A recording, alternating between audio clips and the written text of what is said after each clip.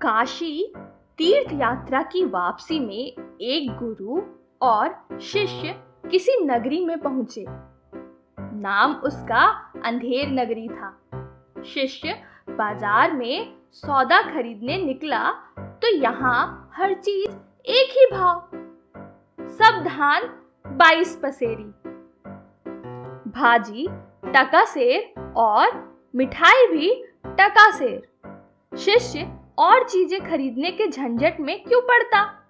1 टके का सेर भर खाजा खरीद लाया और बहुत खुश होकर अपने गुरु से बोला, गुरुजी, यहाँ तो बड़ा मजा है, खूब सस्ती चीजें हैं, सब टका सेर। देखिए, 1 टका में यह सेर भर खाजा लाया हूँ। हम तो अब कुछ दिन यही मौज करेंगे, छोड़िए तीर्थ यात्रा, यह सुख और कहाँ मिलेगा। गुरु समझदार थे, बोले, बच्चा, इसका नाम ही अंधेर नगरी है, यहाँ रहना अच्छा नहीं, जल्दी भाग निकलना चाहिए यहाँ से। वैसे भी साधु का एक ठिकाने पर जमना अच्छा नहीं। कहा है, साधु रमता भला, पानी बहता भला। पर शिष्य को गुरु की बात नहीं भाई। बोला, अपने राम तो यहाँ कुछ दिन जरूर रहेंगे। गुरु को शिष्य को अकेले छोड़ जाना उचित नहीं लगा। बोले, अच्छा रहो और कुछ दिन, जो होगा भुगता जाएगा। अब तक शिष्य अंधेर नगरी का सस्ता माल खा खा कर खूब मोटा हो गया। उन्हीं दिनों एक खूनी को फांसी की सजा हुई थी, पर वह अपराधी बहुत दुबला पतला था। फांसी का फंदा उसके गले में ढीला था। इस समस्या से निजात पाने के लिए राजा ने कहा कि जिसकी गर्दन मोटी हो उसे ही फांसी लगा दो। अंधेर नगरी ही जो ठहरी।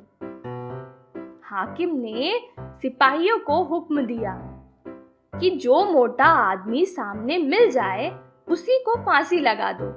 एक खून के बदले में किसी एक को फांसी होनी चाहिए, इसकी हो या उसकी, किसी को भी हो, जीव के बदले जीव। सिपाही मोटा व्यक्ति खोजने चले तो वही मोटा शिष्य सामने पड़ा। वह हलवाई के यहाँ खाजा खरीद रहा था। सिपाही उसे ही पकड़कर ले चले। गुरु को खबर लगी, वह दौड़े आए। एक बार तो उनके मन में आया कि इसे अपनी बेवकूफी का फल भोगने दे, पर गुरु का हृदय बड़ा दयालु था। सोचा, जीता रहेगा तो आगे समझ जाएगा।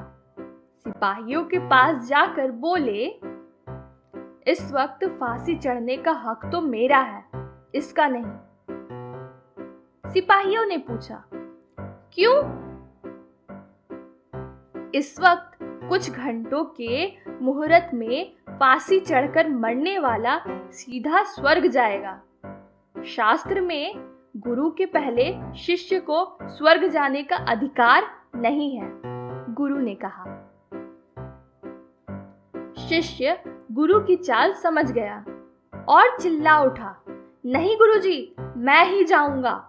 सिपाहियों ने मुझे पकड़ा है, आपको पकड़ा होता तो आप जाते। इसी एक बात पर दोनों ने परस्पर झगड़ना शुरू कर दिया। सिपाही हैरान थे, भीड़ इकट्ठी हो गई।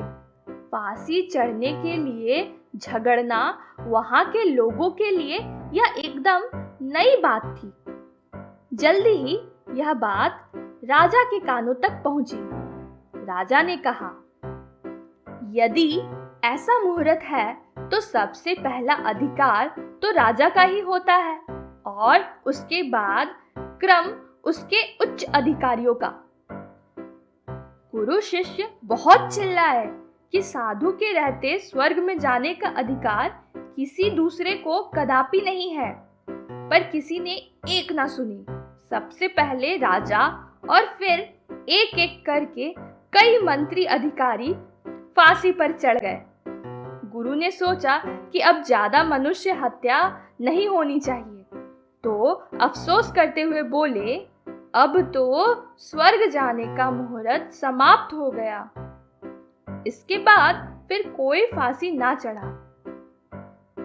तभी गुरु ने शिष्य के कान में कहा, अब यहां से जल्दी से निकल भागना चाहिए।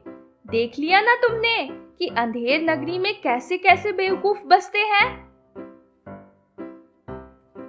इस कहानी से हमें यह शिक्षा मिलती है कि मूर्खों के बीच रहने से कभी ना कभी हमें नुकसान भी उठाना पड़ सकता है।